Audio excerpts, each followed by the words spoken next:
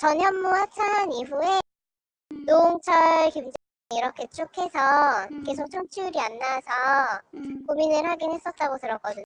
전현무 때는 굿모닝 FM이 1위였는데 동시간대 그 이후에 잘 회복이 안 됐어요. 김재동 머리 정도면 정치적인 머리가 뛰어난 애라서 나는 그런 데는 그냥 그거 할 줄 알았거든.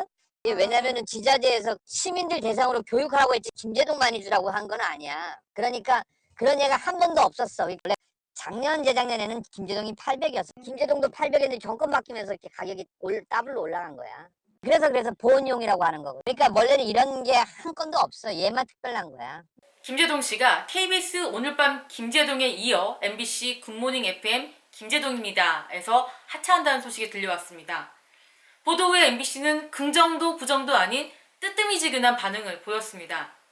공식적으로는 아직 결정된 바가 없고 다만 가을 개편을 앞두고 전체적인 사항을 논의 중이다 이렇게 밝혔습니다. 대개는 그래요. 사실이 아닌 경우에는 강하게 부인하는데 아예 없는 얘기는 아니라는 거죠. 개편 논의는 있다고 봐도 무리는 아닌 것 같습니다. 말빠른 방송가에서는 이미 상당히 진전된 이야기가 나돌았습니다. MBC 관계자 이야기 직접 들어보시죠. 프로그램 이제 후속으로 장성규 새로운 제작진이랑 다 꾸려졌대요. 사실상 확상인데 방송사에서 미리 그렇게 이야기 안.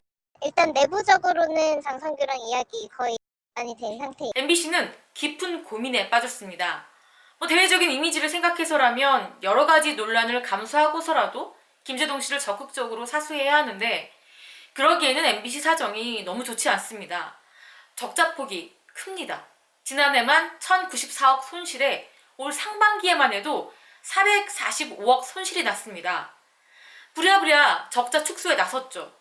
속사정은 그뿐만이 아닌 것 같습니다. 청취율은 안 나왔대요. 청취율은 많이 나오지는 않았대요. 전현무 하차한 이후에 노홍철, 김재동 이렇게 쭉 해서 계속 청취율이 안 나와서 고민을 하긴 했었다고 들었거든요. 전현무 때는 굿모닝 FM이 1위였는데 동시간대 그 이후에 잘 회복이 안 됐어요. 공교롭게도 두 프로그램 모두 김재동이라는 이름을 내걸었죠. 김재동이라는 타이틀 롤입니다. 상당한 자부심 내지는 자신감이 엿보입니다. 그러나 방송가는 냉정합니다. 숫자로 증명해 보여야 합니다. 근데 안타깝게도 시청률이나 청취율에서 김재동 씨는 자존심을 지키지 못했습니다. 눈물로 하차를 고한 KBS 오늘 밤 김재동도 시청률이 낮았습니다. 지난해 9월 1회부터 지난 6월까지 전국 평균 시청률은 3.2%였습니다. 내부적으로도 논란이 생기기도 했습니다.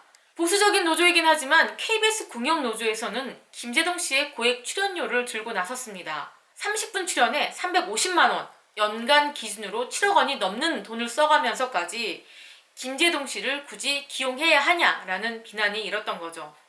거기다가 김재동 씨는 지자체 고액 강연료가 도마 위에 올랐습니다. 김재동 씨는 고액 강사료를 받아서 상당 부분을 기부금을 낸 데 썼다고 반박했고 탁현민 대통령 행사기획 자문위원도 거들었습니다.